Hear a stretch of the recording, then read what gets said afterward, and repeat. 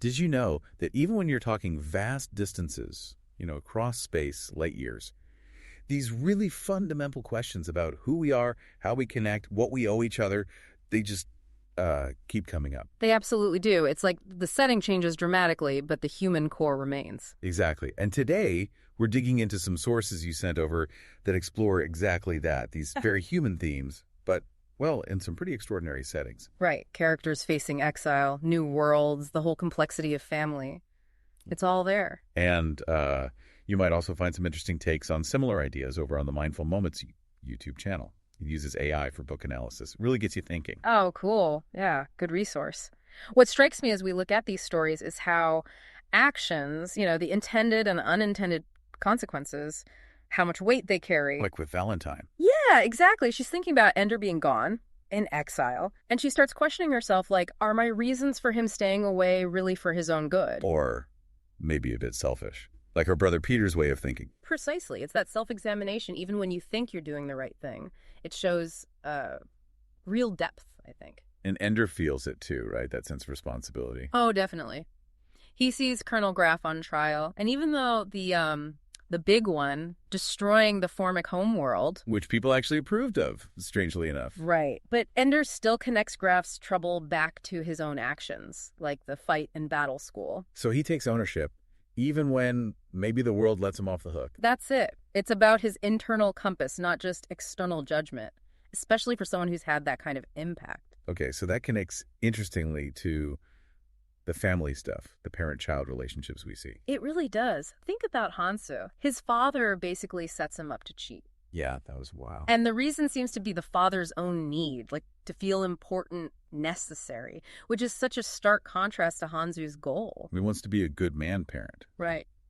Through patience, understanding.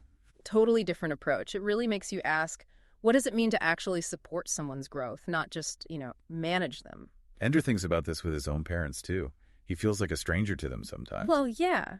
And he gets how tough it was for them, with him being a third when it was illegal. So he recognizes there isn't just one right way to parent, especially under that kind of pressure. Exactly. It's empathy, understanding the context, love and good intentions. They look different depending on the situation. And Verlomi's observation. Yeah.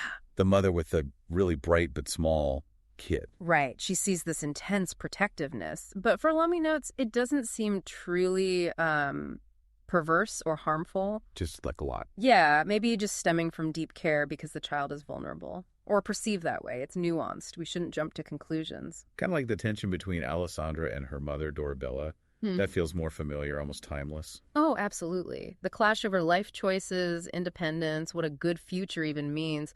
Dorabella's manipulative side versus Alessandra just wanting her own life. Still recognizable, even out there among the stars. Definitely. Which brings us to leadership, another big theme running through this. And the contrast between Ender and Peter is huge there. Ender hates the fame. Hates it. While Peter craves it, actively seeks it out. It shows how personal drives really shape how you approach power influence. And you see that dilemma playing out with the governors on Colony 1. Yeah. They're debating whether they can even reveal Ender's there. Because of his reputation, right. Military genius, sure, but also the controversy. Yeah, the fear that people will just obsess over whether he's a savior or, well, a sociopath. Reputation is powerful stuff. It really is. Then you have Verlomi actually leading a new colony. She faces this overwhelming awe at first. Makes it hard to connect, I imagine. Totally. So she has to actively work on it, establish a common language, give the first village a name Andra to build that shared identity. Practical steps. It's about communication symbols. Very much so. Which contrasts, again, with something like Graff's warning to the colonists about the ship captain having absolute authority during the journey. A reminder of the raw power structures in those isolated, high-stakes environments. Yeah, and leadership takes a toll, too. Look at Vitally stepping down as governor of Shakespeare. He felt used up. Right, yeah, used up. And he wanted to be remembered as a soldier, not some bureaucrat. It's a really poignant look at the personal cost. It's not just about strength, but resilience. So, okay, shifting from human leadership to, well, interspecies relations. The Formics. Ah, yes, the buggers. It's fascinating how they managed to cooperate amongst themselves after their own conflicts. But couldn't find a way with humans. Right, why not? The idea explored is that maybe their drive for resources, their hive interactions, it's almost like a biological immune system reaction, protecting their own. So maybe not pure malice, but something more deeply ingrained, an imperative. Possibly. It offers a different way to think about it anyway. And the huge irony is that their technology is what allowed humans to travel between the stars in the first place. Incredible, isn't it? The enemy becomes the enabler, unintentionally. It complicates everything. And speaking of complicating things, Cell's approach on his world, introducing predators. Yeah, to shape the ecology for future human colonization, it's very utilitarian. Kind of mirrors the Formic's own drastic terraforming efforts back on Earth in a way. It does raise those ethical questions again about the lengths you go to for survival and expansion. We touch on similar ethical discussions in some of our other analyses too. Good point. But back to Ender and the Formics, his view changes, doesn't it? Massively. When he finds that living Formic pupa, the queen, he shifts from just seeing them as the enemy he killed to wanting to understand. Exactly, seeking comprehension. But he knows he has to keep it secret. Because of how other humans would react. Fear, prejudice. You got it. It shows how hard that path towards real interspecies understanding actually is. Wow. Okay, so amidst all these huge species-level conflicts and planetary issues, we still see these really powerful personal connections. Absolutely essential. Valentine's feelings about Ender possibly coming home, she wants him back, but she's also scared for him, or maybe of him. That complex family bond, it just endures. It does. And you see unexpected relationships forming too, like Admiral Morgan and Dorabella Toscano. And how that affects Alessandra and her mother's dynamic. Right. And even those tentative romantic sparks between Ender and Alessandra, amidst everything else, that basic human need for connection, for intimacy, it's still there. Dorabella playing matchmaker too, isn't she? Oh, definitely trying. And you see simpler bonds, like Cell and his son Poe, their shared scientific curiosity, Poe worrying about his dad on the expedition. Just that fundamental parent-child care. Yeah. But connections can also be fraught with past trauma. Verlomi's run-in with Nichelle Firth. The hostility seemed really deep-seated. It seems connected to the hegemony, the war, the big figures from that time. It's a stark reminder that conflicts leave these long-lasting scars on individuals. Makes reconciliation tough. And thinking about change, Ender's thoughts on Peter are interesting. Yeah, the idea that even if Peter started out faking being good, maybe those insincere efforts, maybe they actually led to some real change in him. A little bit of hope for transformation, perhaps. Maybe. It's an optimistic thought, anyway. And then there's Graf's letter to Ender. Oh, that's powerful.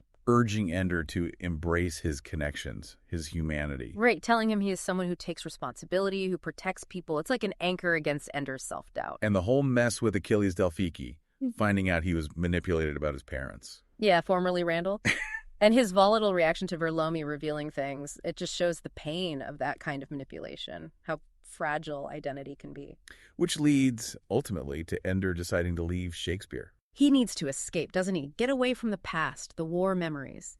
It's a continuing search for peace, maybe.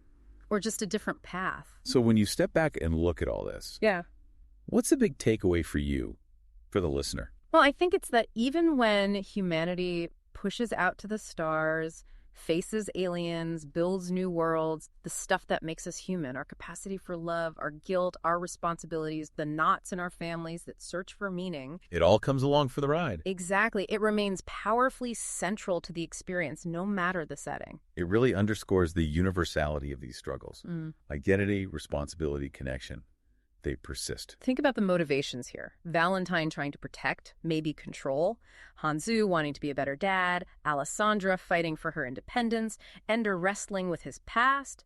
Verlomi navigating leadership. Which of those resonate with you, the listener? Why? Yeah, it's worth reflecting on. In this conversation, it really just scratches the surface, doesn't it? Oh, absolutely. There's so much more depth there. So we really hope this exploration has maybe sparked some aha moments for you, giving you a shortcut to understanding some rich ideas without feeling overwhelmed. And we encourage you to explore further. Look into the original sources themselves. Definitely. And if you found this insightful, maybe subscribe. Share it with someone else you think might appreciate this kind of discussion. You could also consider checking out the source material. There might be a link in the show notes. And most importantly, just keep thinking critically about these ideas. So we'll leave you with a final thought to mull over. How do the choices we make, even the ones with the best intentions, how do they ripple out? Yeah, and how do they shape not just our own lives, but the lives of those around us? Maybe even across time or across the stars.